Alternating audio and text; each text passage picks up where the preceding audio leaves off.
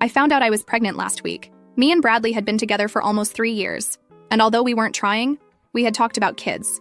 He always said he wanted them someday.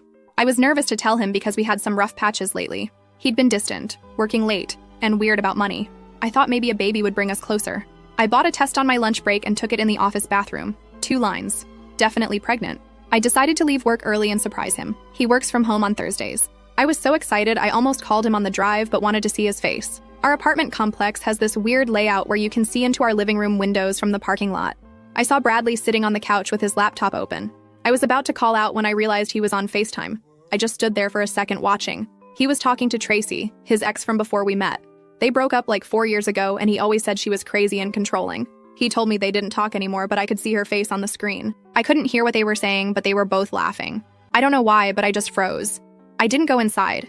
Instead, I went back to my car and called him, told him I was leaving work early and would be home in 20 minutes. He sounded weird and said he was in the middle of a work call. I drove around the block and parked on the side street. Then I snuck back and stood under our living room window. I know how crazy that sounds, but something felt wrong. That's when I heard it. Bradley was still talking to Tracy. He was telling her how things were getting serious with me and how I was pressuring him about marriage. I wasn't even doing that. We had talked about it once like 6 months ago. Tracy asked something I couldn't hear, and then Bradley said, "She's so stupid and desperate. She believes everything I say. I'm just using her for her money until you take me back. She's pathetic. Actually thinks we'll get married." They both laughed. I've been supporting us since Bradley lost his job last year. He said he was freelancing, but money was tight. I paid for everything. Rent, food, his car payment, even the vacation we took to see his parents. Tracy said something else, and Bradley replied, "Yeah, babe, I know. Just a few more months and I'll have enough saved. She has no idea I've been putting money aside. Thinks I'm broke." I wanted to scream or throw up or both. 3 years. 3 years of my life with this person who was just using me, and I'm pregnant with his baby. I don't know how, but I managed to keep it together. I walked back to my car, drove around for 15 more minutes, and then came home like nothing happened. I pretended to be happy to see him, kissed him hello, asked about his day. He lied to my face about having a work call, said he was stressed about a deadline, asked why I was home early, and I said I wasn't feeling well, which wasn't a lie. I felt sick to my stomach. I didn't tell him about the pregnancy. That night he acted completely normal. We ordered takeout. I paid, of course. This morning I checked our bank accounts. In the last year, I've spent over $45,000 supporting us. He contributed nothing. I checked his phone while he was in the shower. Hundreds of messages with Tracy. They've been planning for him to move back to her city. He's been sending her money. My money. I found a secret account where he's been saving. Almost $30,000. Money he told me he was using for bills or job training courses. There were even screenshots of conversations with my friends where he'd pumped them for information about my finances, asking if I had mentioned any bonuses or raises coming up, like he was studying me, planning how to extract the most value. I found messages where he complained about how boring I was in bed, how he couldn't wait to be with Tracy again, how he was only with me for the financial security while he got his shit together.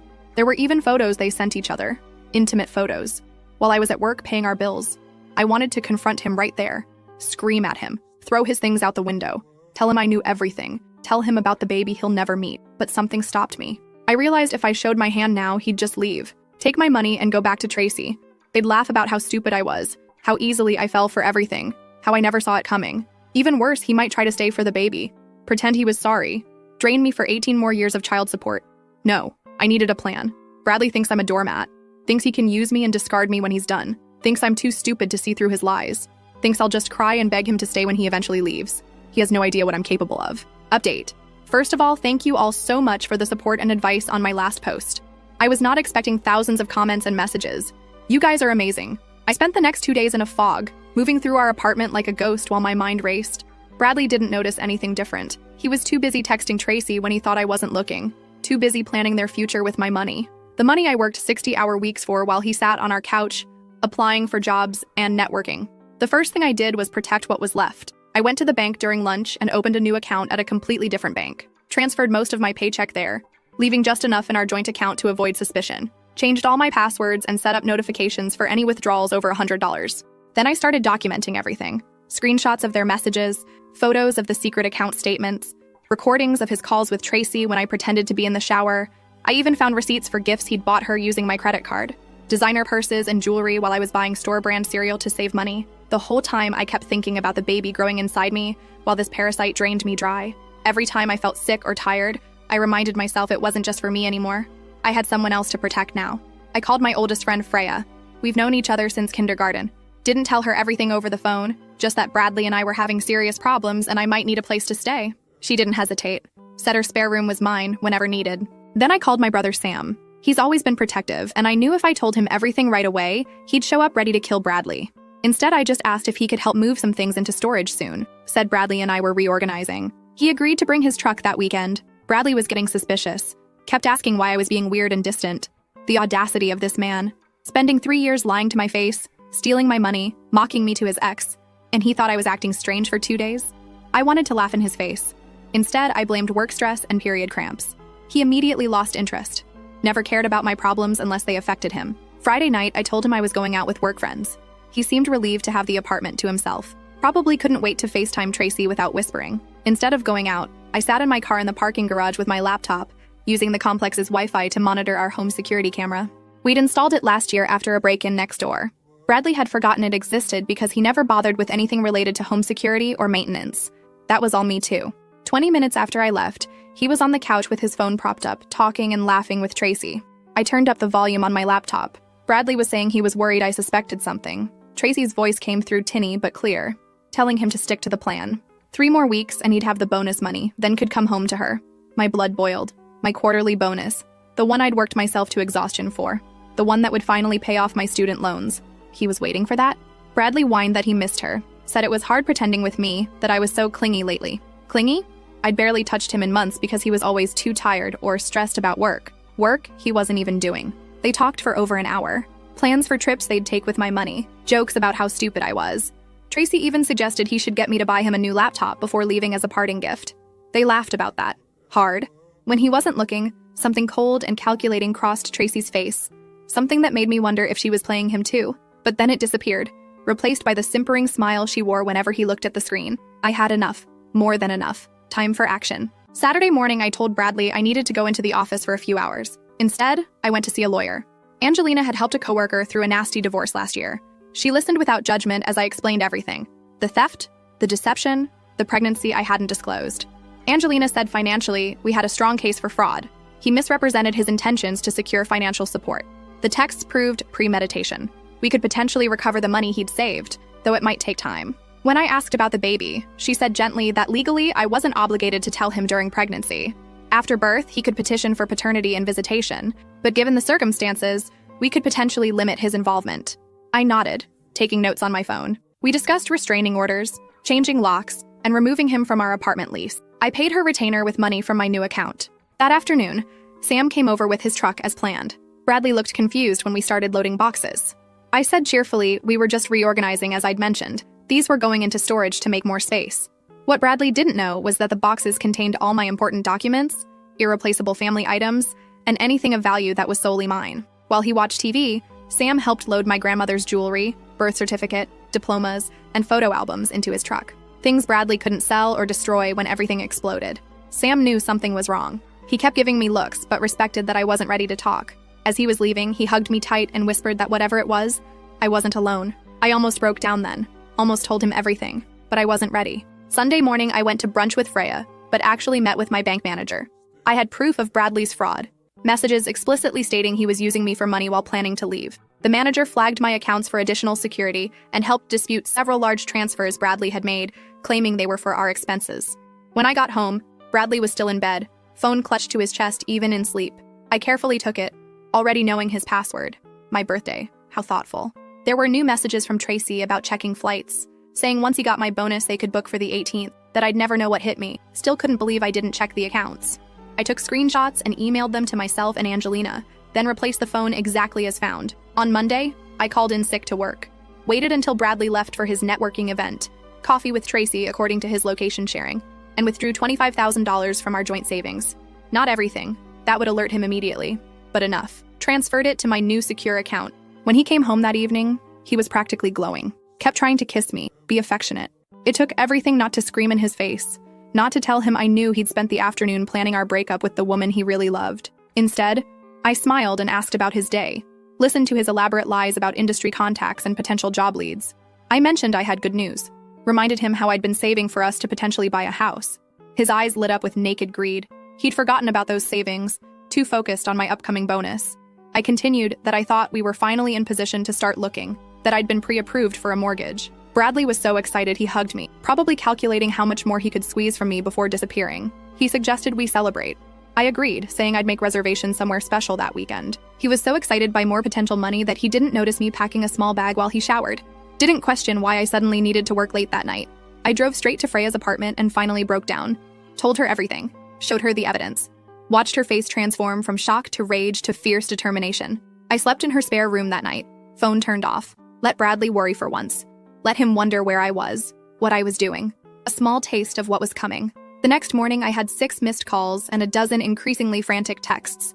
I responded with a breezy message about falling asleep at Freya's after girls' night.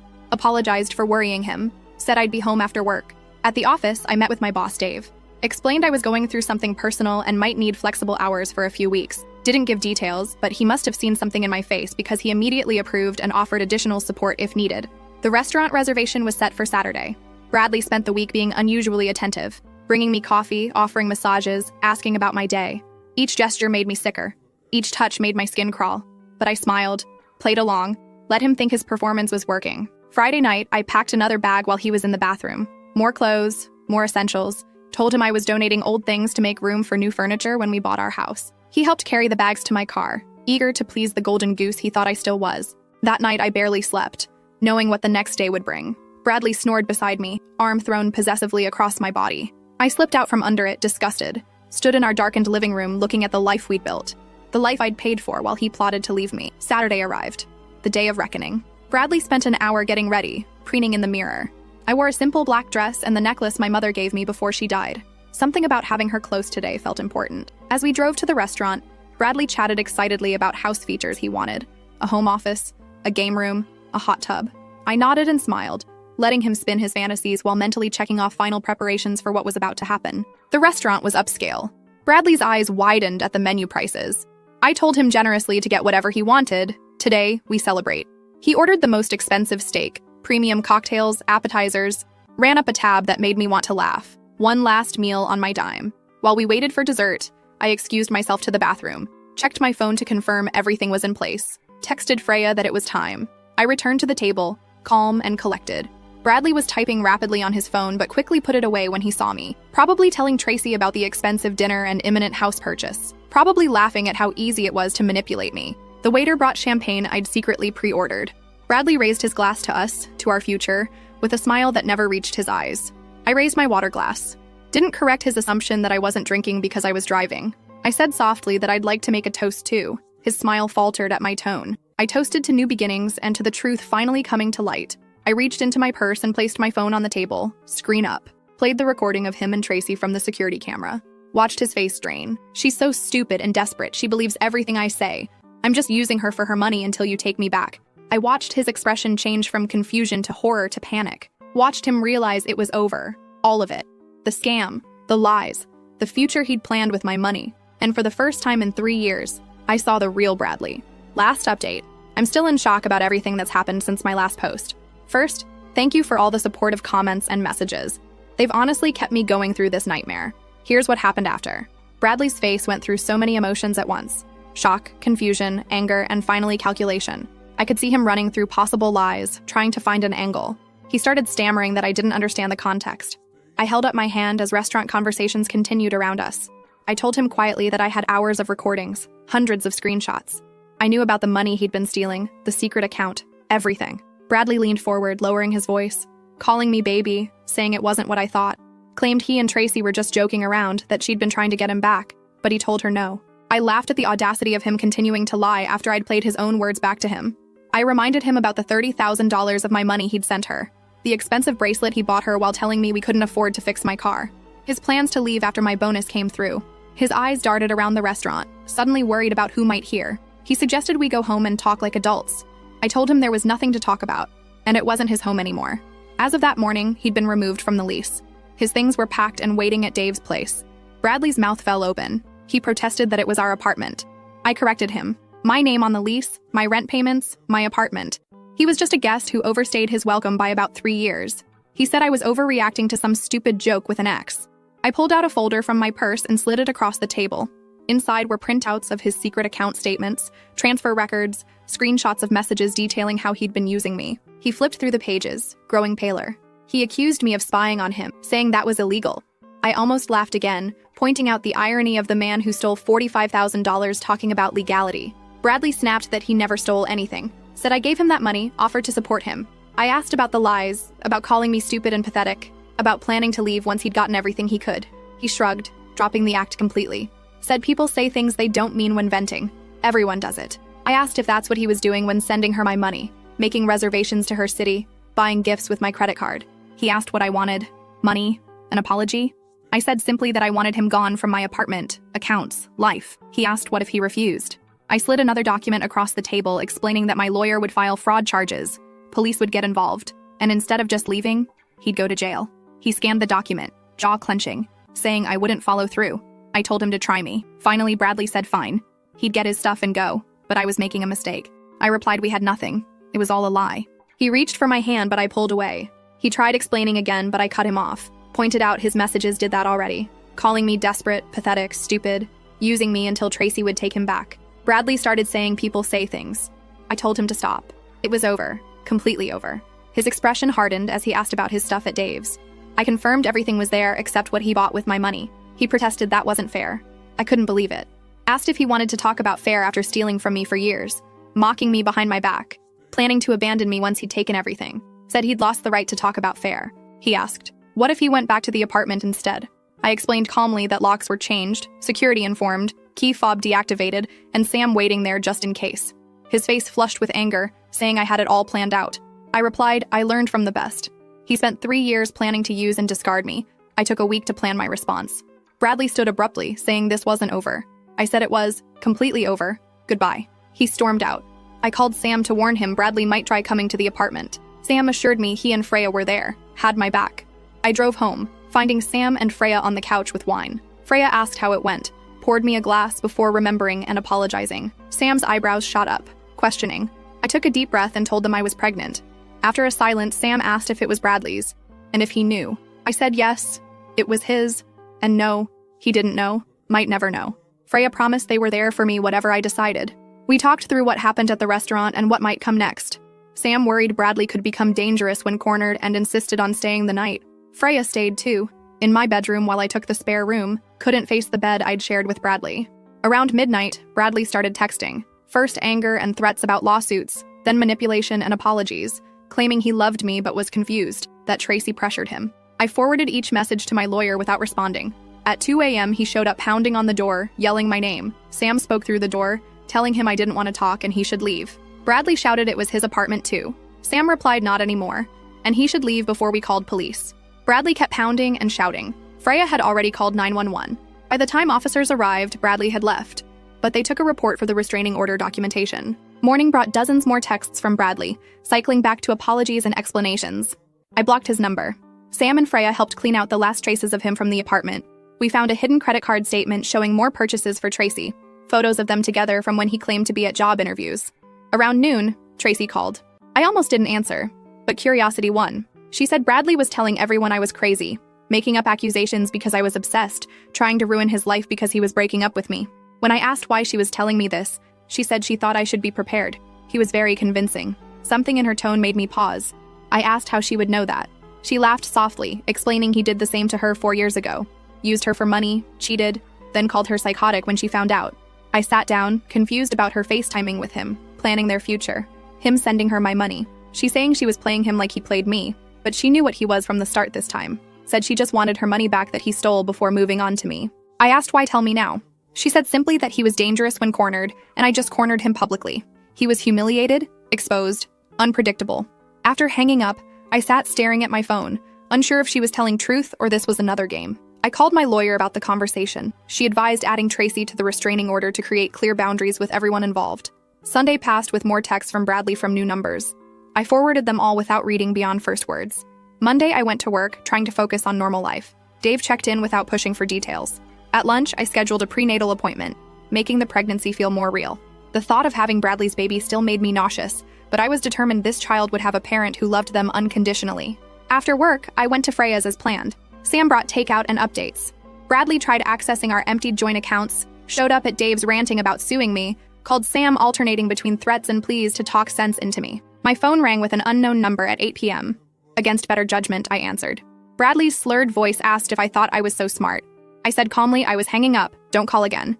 He suddenly shouted that I'd ruined his life, wasted 3 years of his, called me a controlling bitch. I ended the call, blocked the number, added it to documentation.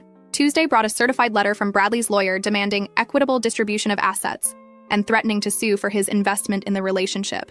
My lawyer called it laughable, said his lawyer would drop him once seeing our fraud evidence. By Wednesday, Bradley learned I was at Freya's. He showed up pounding on her door, shouting my name. Freya called police while I recorded his threats. Officers found him still yelling, intoxicated, and took him in for public intoxication and trespassing. Another incident for our case. Thursday, the temporary restraining order was granted. Bradley couldn't contact me, come near my home or workplace, or access my accounts or property. Sam served the papers, reported back that Bradley went white with fury, crumpling the documents and throwing them down. Friday, Bradley violated the order by showing up at my office. Security stopped him in the lobby. Dave witnessed everything, offered to testify. Bradley was escorted out screaming I'd stolen from him, that I was a liar, that everyone would see the truth soon. Monday morning, I woke nauseated from morning sickness. As I sipped ginger tea, my phone buzzed with a text congratulating me on the baby, asking when I planned to tell him. My blood ran cold. I'd only told Freya, Sam, and my doctor. Another text explained Tracy told him, said I mentioned it when calling her. Tracy had been playing both sides, feeding him information while pretending to warn me. I forwarded the text to my lawyer without responding. Blocked Tracy. Trusted no one outside my immediate circle. At work, I met with HR. Explained the situation generally. Abusive ex, restraining order, workplace safety concerns. They were supportive, notified security, offered flexible arrangements. That afternoon, my lawyer called with news. The judge granted a permanent restraining order and was considering criminal charges for financial fraud based on our documentation. She said it was a good outcome, that I did everything right. That night, I lay in bed thinking about raising this child alone, explaining their absent father, potential custody battles. But for the first time in years, I was living authentically. No more subsidizing someone else's dreams while postponing mine. No more accepting scraps of affection while being mocked behind my back. No more being anyone's fool. Bradley thought he'd broken me. Instead, he'd freed me. That was something he would never understand.